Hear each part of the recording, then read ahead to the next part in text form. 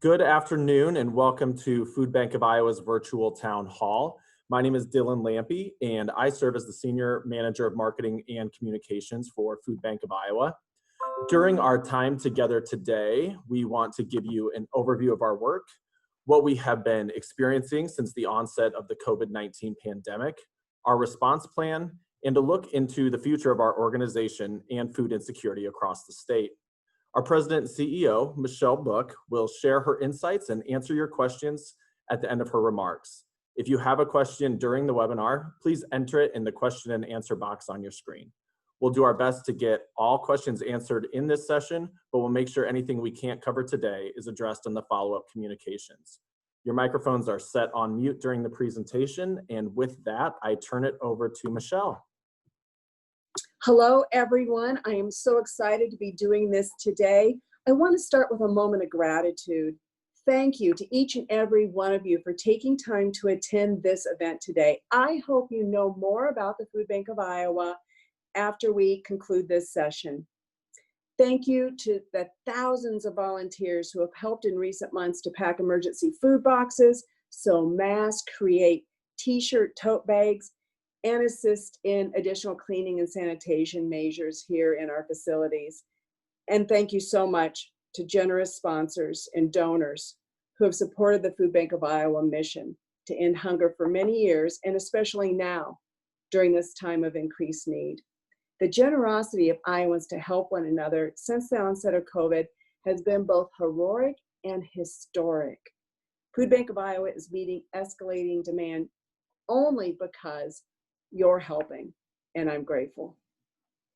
I'd like to talk just a little bit about the history of food banking. Food banking started in the 1960s when a retired businessman in Phoenix was serving meals to food insecure people in his community. He realized that just down the street there was a grocery store who was discarding edible but unsellable food into the dumpster in their alley. And he saw people going hungry while edible food went into the landfills. So he created the food bank concept, which simultaneously solved two big societal issues: keep food out of landfills, get food on family tables. Today, there are 200 Feeding America food banks across the United States. As a Feeding America food bank, the Food Bank of Iowa and our partners must meet very strict food safety guidelines, and we're all committed to serving those in need. Food folks struggling to make ends meet are assured that the Food Bank of Iowa and our partners will provide food which is safe to eat, which is nutritious, and which is served with kindness. It's my hope that every family is able to sit down to a nutritious dinner every night, just like the family you see on the screen before you.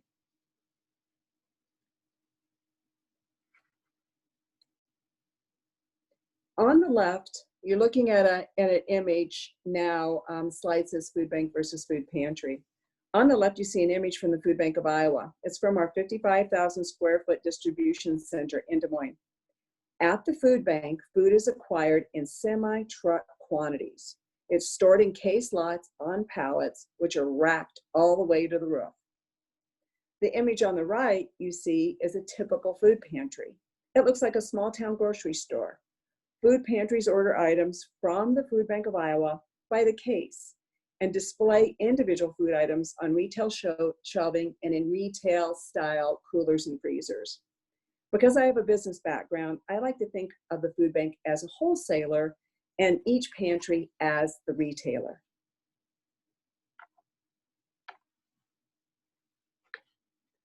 Food Bank of Iowa serves 55 counties from 2 locations, one in Des Moines and the other in Ottumwa. On this slide, you're looking at the outside of our 2 distribution centers.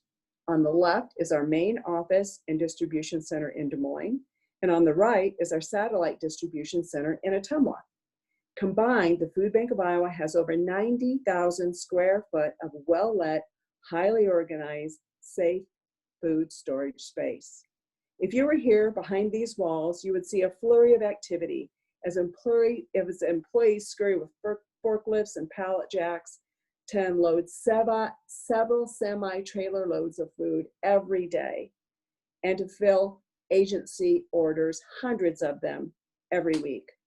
You'd see employees who help our partners efficiently and effectively meet the needs of the clients they serve, and volunteer coordinators who guide volunteer activities every day, nights, and weekends. Both distribution centers maintain an inventory which includes milk, eggs, meat, produce, and shelf-stable items such as peanut butter, cereal, pasta, and pasta sauce. Our agency partners order food using our online order entry system. Orders are picked from the inventory, placed on pallets, and shrink-wrapped for delivery. Shelf-stable, cold, and frozen foods are transported safely in temperature-controlled vehicles. We operate a fleet of 9 refrigerated box trucks and 2 refrigerated vans. Let's talk a little bit about the impact of COVID. What a crazy several months we have all experienced, especially so here at the Food Bank of Iowa. The contagious nature of COVID-19 and the rapid economic shutdown presented significant challenges to us. Immediately, my #1 priority became safety. Safety measures were devised within days to protect employees, volunteers, our partners, and our clients. While we continued to serve food insecure Iowans and were forced to expand our distribution to meet a growing need. Suddenly, children were without the 2 to 3 meals they received each day at school. College kids were kicked off campus, adding to the family food budget burden. Senior citizens were scared and isolated, while many people lost employment. Immediately, orders came in from our partners, double, triple, up to 20 times their normal size. We began packing boxes of food to be distributed in parking lots rather than allowing our clients to shop in pantries as they had before. This took up more space on our trucks, which were already overburdened. Getting food in family-sized portions became a problem as the retail food system was stressed with all of us eating from home. Grocery stores sold more food and donated less, resulting in a 50% decrease in our retail store donations when the demand for food assistance continued to increase. We are faced suddenly with offers of bulk food no longer needed for cafeterias and restaurants. We had to find ways to use this food creatively. Amidst all of this, people were afraid.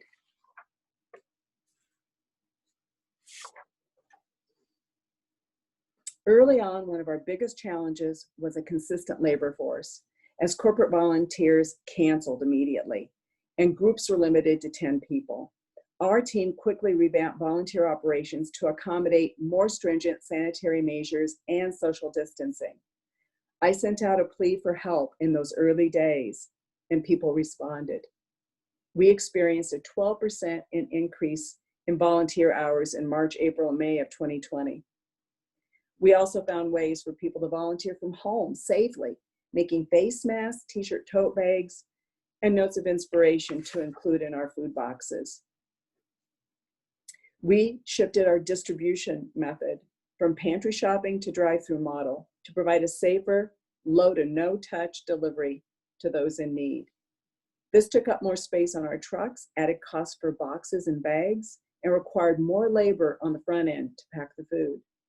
We also added new partners who would reach the newly needy, including veterans hospitals and Veterans Affairs officers, local feeding programs, as well as churches that helped us distribute.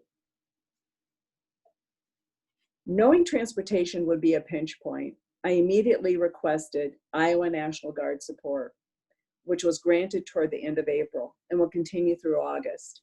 National Guard soldiers and trucks are delivering shelf-stable food for parking lot distributions across the state. And they're staying there, the soldiers are staying there to hand out food to the needy. In May alone, National Guard ran 35 delivery and food distributions on behalf of the Food Bank of Iowa. And yes, that is Senator Grassley in the photo on the right, on the left, visiting one of our mobile pantry distributions just a couple of weeks ago. We hosted 2 mega large mobile distributions, which would not have happened without local law enforcement assistance, strong volunteer support, and the incredible ingenuity of Food Bank of Iowa employees. Everybody pitched in. The photo you see here are the cars that were lined up at the Des Moines distribution. They started at Grandview University, filled the parking lot at Grandview University. We released them in batches to come a couple of miles to the Food Bank of Iowa. We ran this distribution from 9 a.m. to 3 p.m., serving 5,300 individuals. The distribution in Ottumwa took place at the mall, the shopping mall in Ottumwa, and again required a huge amount of coordination between law enforcement, Food Bank of Iowa employees, and volunteers. This distribution ran in the morning from 9 to noon, and we served 3,000 individuals. We anticipate hosting one mega parking lot distribution every month throughout the summer and into the fall. Many people wonder, where do we get our food? Food Bank of Iowa sources free and reduced cost nutritious food.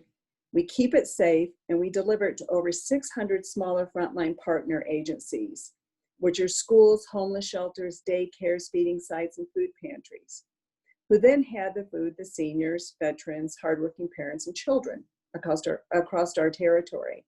So where does our food come from that goes out to our partner agencies and then to their clients?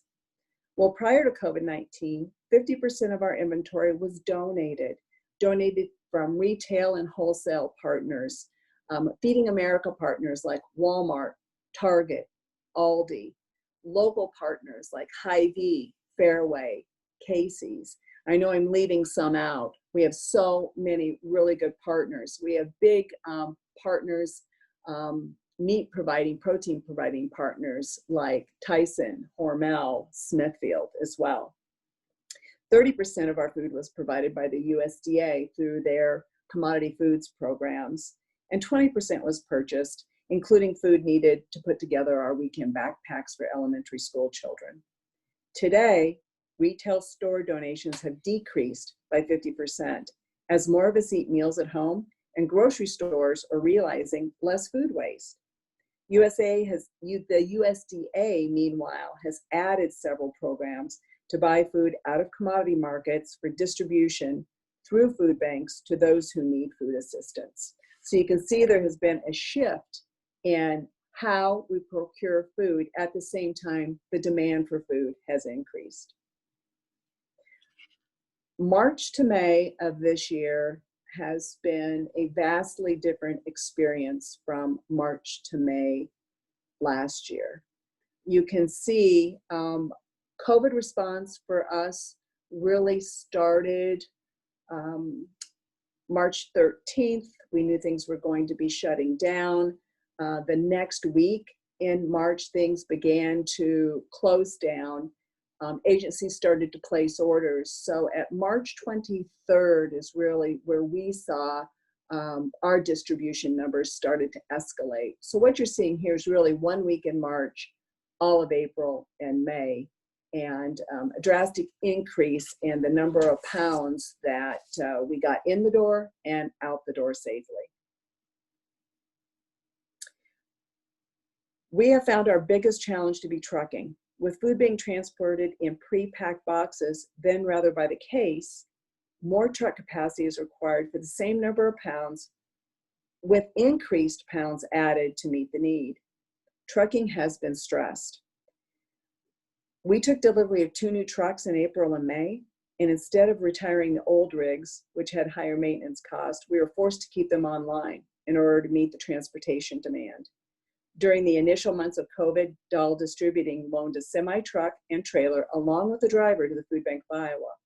Having a larger rig to move food more efficiently to the furthest reaches of our territory has proved invaluable, and we will likely seek funding to add a big rig to our fleet in the upcoming year. In April, we served 67% more individuals than in April of 2019. With the increased need comes increased costs, of course, and in May, our food purchases were double those from the same time a year ago. Food Bank of Iowa is responsible for meeting the needs of your food insecure neighbors in 55 Iowa counties. We serve Iowans all the way up to Minnesota, down to Missouri, and over to Illinois. Food insecurity percentages closely mirror those for poverty. And before COVID, about 11% of all Iowans lived at or below the poverty line. More than 1 in 10 Iowans lived in poverty.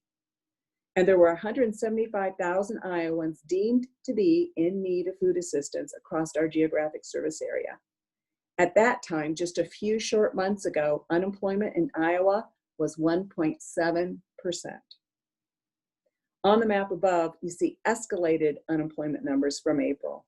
Today, according to Feeding America, with unemployment rivaling that of the Great Depression, the number of persons deemed to be in food assistance has grown to 430,000, almost 2.5 times that of 6 months ago.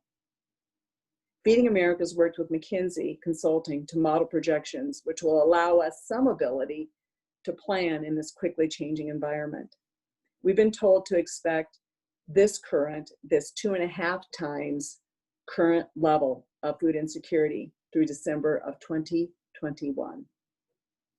Recovery is going to be slow for many, especially those who have existed on the bottom half of our socioeconomic ladder for some time. Food Bank of Iowa is preparing for the long haul. Regardless of socioeconomic status, all of us have experienced scarcity and fear in recent months. I believe this has expanded our compassion for those who live in poverty and food insecurity. It's my belief, it's my hope that Iowans will continue to help fellow Iowans through this economic crisis. How can you help? Well, you can donate your time. You see people in the photo on the left part of the screen. They're working in our volunteer center in Des Moines, safely packing emergency food boxes. Or you can be like Ava on the left and take a day off from work, stay home and put up a lemonade stand, or help your children do that. Ava was here yesterday and handed me an envelope for $180. And it was an emotional moment for both Ava and for me. Consider becoming a monthly donor or starting an online fundraising campaign. Follow us on Facebook to better understand our operations and to be aware of ongoing needs. I encourage you, please talk to your friends about food insecurity and share a couple things you learned from our discussion today. And last but not least, advocate. Iowans will continue to struggle until they're assured a living wage, affordable housing and daycare, and access to good mental health care. Until then, Food Bank of Iowa will continue to seek innovative and cost-effective ways to procure food, keep it safe, and truck it to the people who need it. With this, I think it's a good time to go to Q&A. All right. Thank you so much for all that great information, Michelle. There's a lot going on, and I know everyone appreciates those updates. So thank you very much for talking about that. And thank you so much for those who have submitted questions. Again, we're monitoring those, and we'll try and get to as many as possible. So keep them coming, and we'll get through as many as possible with the remaining time.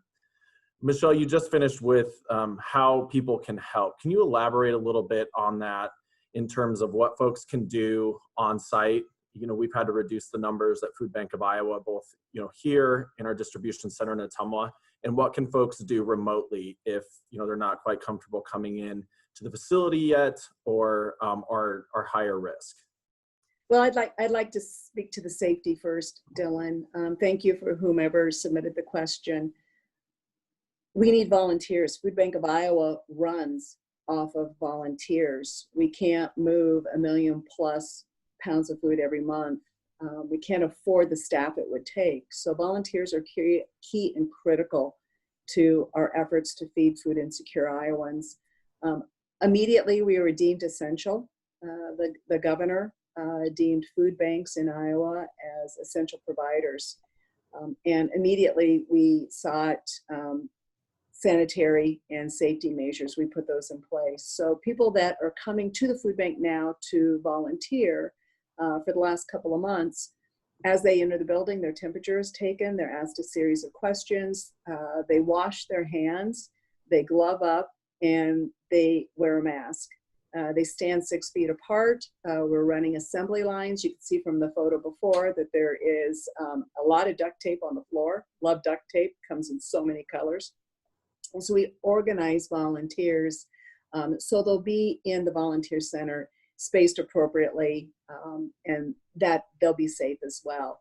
When we distribute food in these large mega parking lot distributions, people are wearing masks, we're wearing gloves. The folks that open the trunk are separate from the people that handle the food and put the food in the trunk. So we're every measure, every step of what we do to serve clients, we're keeping safety in mind. For folks that are sequestered at home, even today as things are starting to open up, I know my dad's at home, and other elderly people or people who are immune compromised are staying home.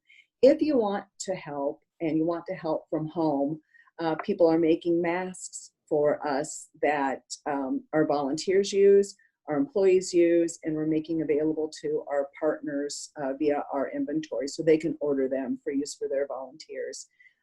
People are also making t-shirt, tote bags. When we went to a box distribution style and started to look at the pricing for the boxes, each one of the boxes was going to cost us $1.10. I'm a pretty frugal Iowa farm girl, so we quickly sought another solution, and our volunteer manager, Michaela Devaney, discovered that you can make really durable tote bags out of gently used t-shirts. So donate, go through your closets, donate t-shirts to us. If you can sew, please access our website to see how you can convert a t-shirt into a tote bag. And we're discovering that those t-shirts, size large and extra large, will hold about 50 pounds of food pretty securely. And last but not least, families, many people, children, adults, are making notes of encouragement that we are including in our box food distributions and that we're also including in our school pantry distributions. And a note of encouragement goes a long way to folks that are struggling right now to make ends meet. Thank you. And we had a follow-up to that. Do we have weekend volunteer opportunities? We do. For folks that are back to work full time and still want to volunteer, we offer Saturday volunteerism, and we're also offering volunteerism on Wednesday nights. So go to our website, foodbankofiowa.org, and you can access and sign up to volunteer from the website. Steve came in with an interesting question. I don't know that there's any way to prepare for a global pandemic, but Steve wanted to know how your previous experience in the business world helped during this crisis. I come to Food Bank of Iowa. I came to Food Bank of Iowa 4 years ago after 30 years of work in corporate America. And in particular, my experience at John Deere, there were levers. There were always levers to pull. If this happens, you pull this lever. If that happens, you pull this lever. DuPont Pioneer, very scientific, but also very pragmatic. I've been fortunate to go through several different types of crises and emergencies with full, complete support of a corporate environment. I've been blessed that my corporate employers invested in me in many different ways. Really, the thing that's allowed us to navigate this pandemic with a great amount of effort, but I think so gracefully, has been the team of people at Food Bank of Iowa. We've worked hard over the last 4 years to get the right people on the team in the right seats. The people that work here are passionate. They're here because they care. And we've gone through a lot of training and team building, and each one of the individuals here at the Food Bank of Iowa in Des Moines and Ottumwa are here to support the success of one another. And I think that's what's allowed us to just focus on taking care of people that are hungry. We're not distracted by noise. We have no distractions here of employee issues. People are just working together. This is a big operation here. People understand the general idea behind food assistance, but getting into the facility here and seeing the vast operation, the vast operations, kind of changes people's perception. So getting out into the distribution center and seeing all the food that's out there. You talked a little bit about our fleet and costs associated with maintenance and everything that goes into traveling across 55 counties. And you talked a little bit about the inventory, but how do we monitor inventory here at the food bank, and how are we prepared to meet surges like we're seeing now? Well, our inventory isn't like the inventory at, let's say, Hy-Vee or Fairway. We're at the mercy of donors and the USDA for over 80% of the food that comes into our warehouse. We have a product flow team that they meet every week, and they understand what clients are looking for and what clients need. And then they are also constantly, members of that team are constantly staying in touch with our retail partners, our wholesale partners. They're looking at what USDA's food is available.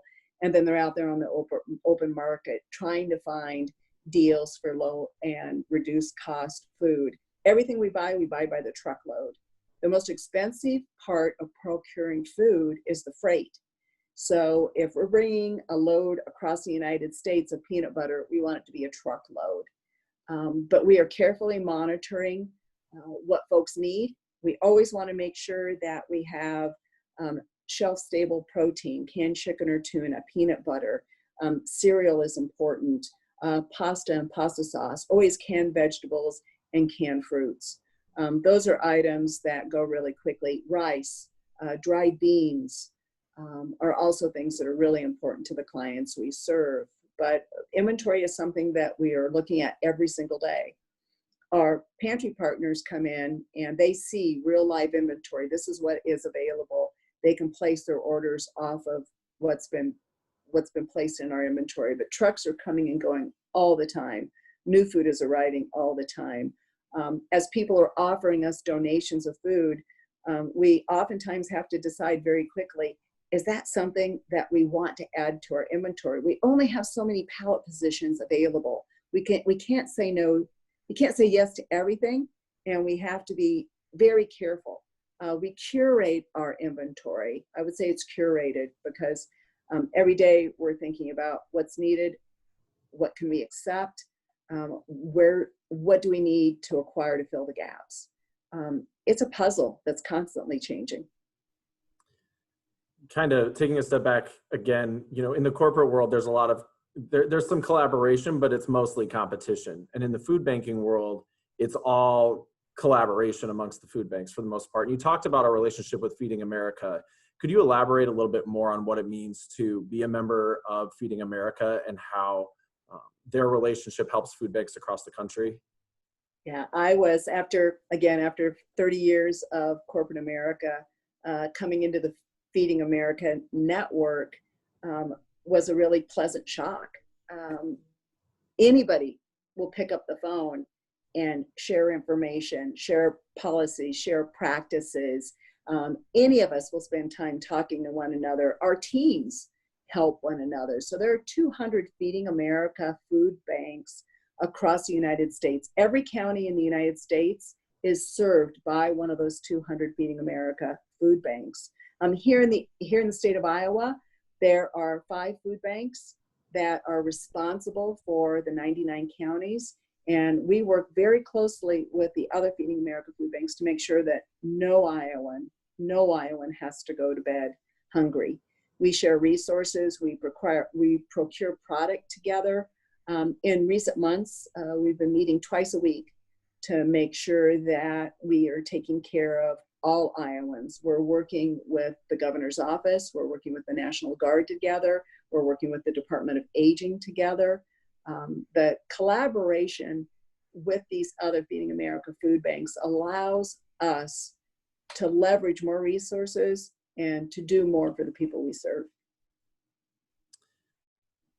Summer is often a time of excitement for a lot of children, but for some children, the school is a source of many meals.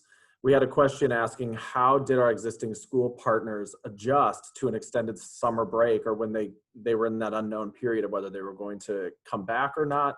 And how has the focus of Food Bank of Iowa's efforts changed in regards to childhood hunger? Yeah. This is a subject that's hard for me sometimes to talk about.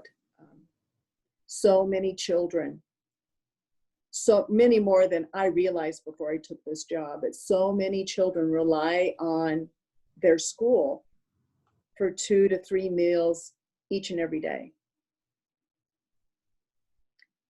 When that is disrupted for spring break, for the holidays, for the summer,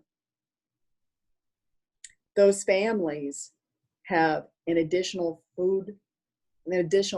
budget pressure for additional food that they have to buy. During the school year, we have school pantries. We have 100 school pantries that we've established in the last 4 years. So it's a pantry much like you would see in a church basement, but it's a pantry in a school. And it might be in a janitor's closet or an empty classroom, but anywhere they have a space and there's a caring administrative leader and staff people, schools are putting pantries in. And what we're finding in many of these communities, for example, Wapello, Iowa, the school pantry there, the principal of the school there is awesome. There's not a grocery store in Wapello, Iowa. There's a Dollar General, and once a week they get a milk delivery, and they put a sign in the window that says milk. Dollar General sells out of that milk within a couple of hours. There are people that live in that community that don't have a car, that can't drive the 20 miles to get to the nearest grocery store. So that school, in the past where that school pantry had been serving school families, that school pantry has remained open through COVID. It's remaining open through the summer, and it is taking care of the entire community. So they've opened it up. Most of our school pantry partners continue to operate during COVID. Most of them are staying open during the summer. And several of our school backpack partners continue to distribute the backpacks through what would have been the end of the school year. It was good for the teachers to continue contact with their students emotionally, psychologically, and it was good for the kids and the families to know that the schools were still thinking of them. As we go into this upcoming school year, we will continue to focus our effort on feeding children. It's one of our strategic goals for next year, to feed more children, and we'll continue to focus on school pantries and school partnerships. Another question asks, is Food Bank of Iowa still accepting food donations? Food Bank of Iowa will always accept food donations. Over about 50%, you saw the slide earlier, of what we distribute depends on food donations. That being said, as I mentioned before, we can't say yes to everything. So if it makes sense, if we have room in our warehouse to accept it, and it makes sense in our inventory offering and with what clients need, yes, we will accept it. Many people have been dropping off food in the last couple of months. When we get food like that, that might be a couple boxes of cereal, rolls of toilet paper, baby formula. All of this food is sorted. It comes, we put it in big bins. Volunteers are sorting that food. So we accept it. Volunteers check it to make sure the packaging is still intact. They check it to look at the use by, best by, expire by dates to make sure it's still safe to consume.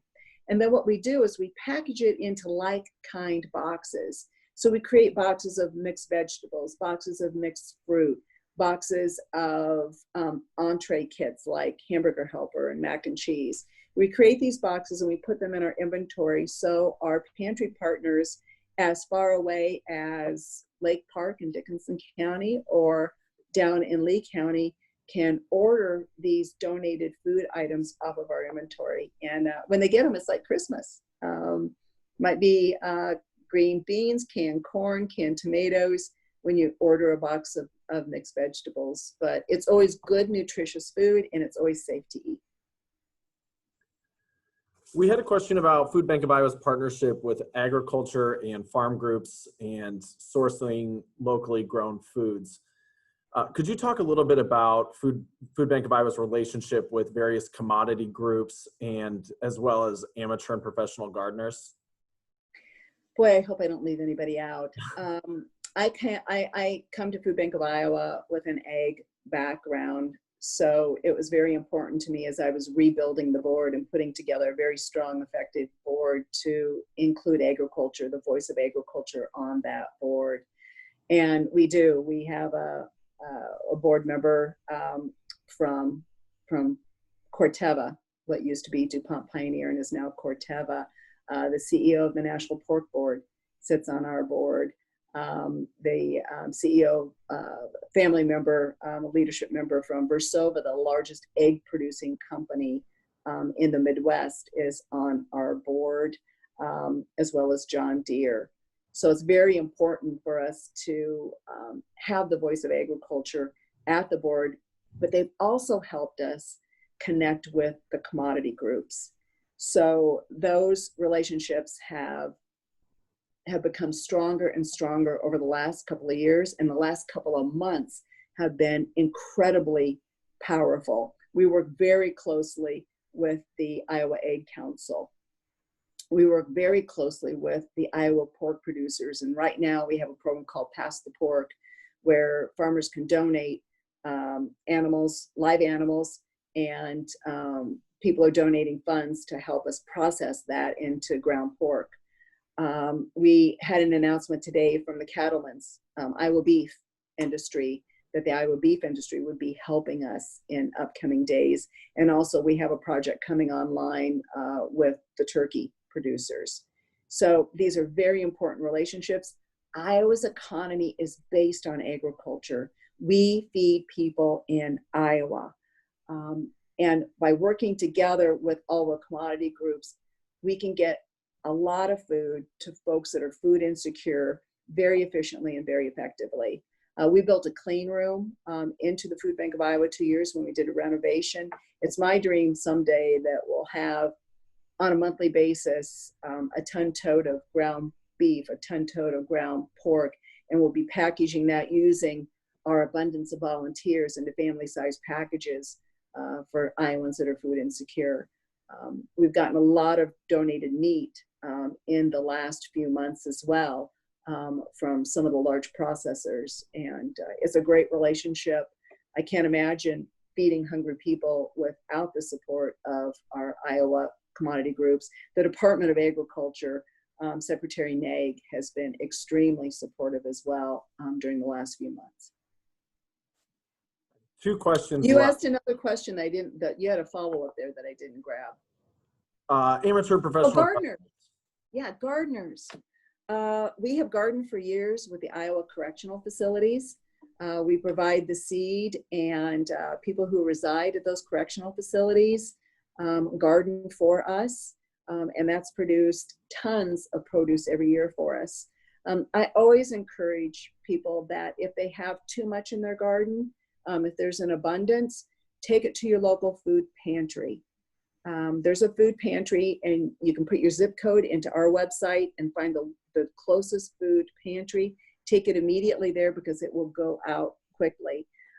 This year, we have about a half acre of land behind the Food Bank of Iowa building in Des Moines that we have opened up. We're working with LSI to provide that land to refugees to farm. So a lot of the seeds have been sown, and I'm excited to see what will be growing behind the Food Bank of Iowa very shortly. But I also encourage all of us, whether you need help or you can help, to start to think about growing your own and sustaining yourself. I grew up, come from a long line of farm folks, and my grandparents and my parents always had big gardens. We didn't have a lot when I was growing up, but we were never hungry. We could always go down and get a jar of green beans or a jar of stewed tomatoes out of the pantry. My parents worked really hard in the garden. My dad fished and hunted, but we provided for ourselves even though we didn't have a lot. And that's a possibility for all of us today, to learn again how to take care of ourselves using our own hands and a little bit of Iowa dirt. We have two questions left, Michelle, and your comments there were a good segue to this. One participant said there are several farmers in their area that would like to donate livestock to their food pantry. Could you talk about the process involving USDA meat lockers and capacity at pantries, and why that's sometimes a challenge? There's a lot that goes into this, so I don't know how succinctly you can do that. I'm sorry, but could you talk a little bit about how that process works? Yeah, as a recovering hog farmer myself, I can appreciate that there are times when you have an animal that you would want to donate, and certainly people are hungry, and that ground meat is valuable to so many people. For food that comes through the Food Bank of Iowa, we are held to very strict safety standards. We work with dozens of meat lockers across the state of Iowa to process deer meat every year through the HUSH program. We can only work with USDA certified lockers because the meat that we receive is distributed on to other parties.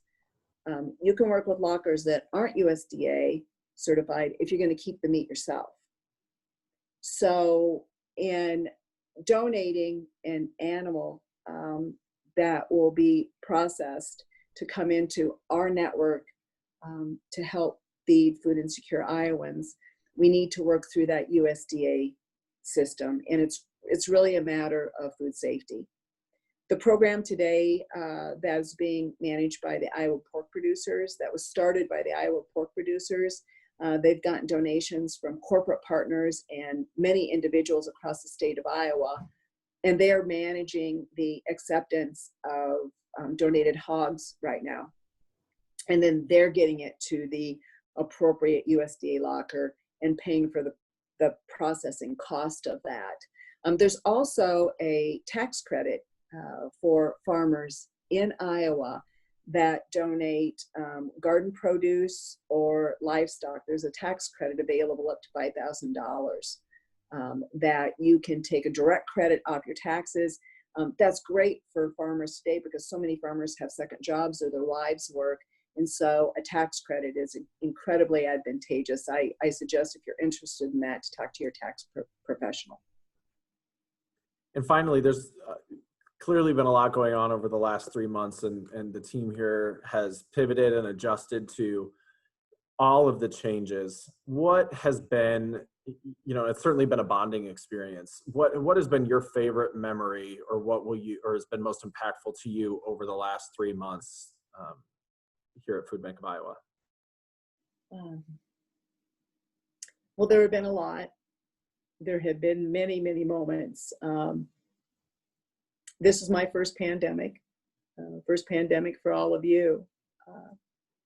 Every day, there have been new situations, new problems, decisions to be made that weren't even pondered or considered 3 months ago. I sat home on a weekend not too long ago writing a National Guard mission. Never thought in my lifetime I'd be doing that. Never thought in my lifetime I'd see this amount of unemployment. I guess what my favorite moment overall, and what has been the 2 days that we have managed the very large mega parking lot distributions. And being in that parking lot, talking to each one of the people as they drove through. In Des Moines, I was on the front end of it, taking their information as they came in. And in Ottumwa, I was on the end of it, pointing them out the parking lot. But seeing the faces of the people that we serve, interacting with them, however briefly, was really impactful. I mean, they were people like you and me, kids in car seats, people with their dogs, folks with wheelchairs in the back. The need, seeing the need firsthand, looking into the eyes of need was in knowing that this team makes a difference, feeling it, seeing everybody out there working together, pulling the food off of pallets, out of trucks, putting it in the car trunks. That's probably my favorite moment. Other than Ava showing up to hand me her dollar bills for her lemonade stand. That was another favorite moment. Yeah, there have been a lot of good ones. So that's all the questions we have. Michelle, if you want to wrap this up, again, I want to thank everyone for attending, and I'll turn it over to you to close it out. Yeah, I want to thank everyone for joining the town hall today. I appreciate your interest and your investment in time. And this has been a challenging, humbling, and rewarding time for this passionate team of hunger fighters at Food Bank of Iowa, which includes the employees, my board of directors, donors, and volunteers. We are all together in this, and we're stronger, we're more resilient, we're even more committed as a result of the last few months. We will continue to innovate and find ways to meet this growing need under these incredibly unusual circumstances. With all of us working together, I am confident that food insecure Iowans will receive the support that they deserve. Thank you. Be well.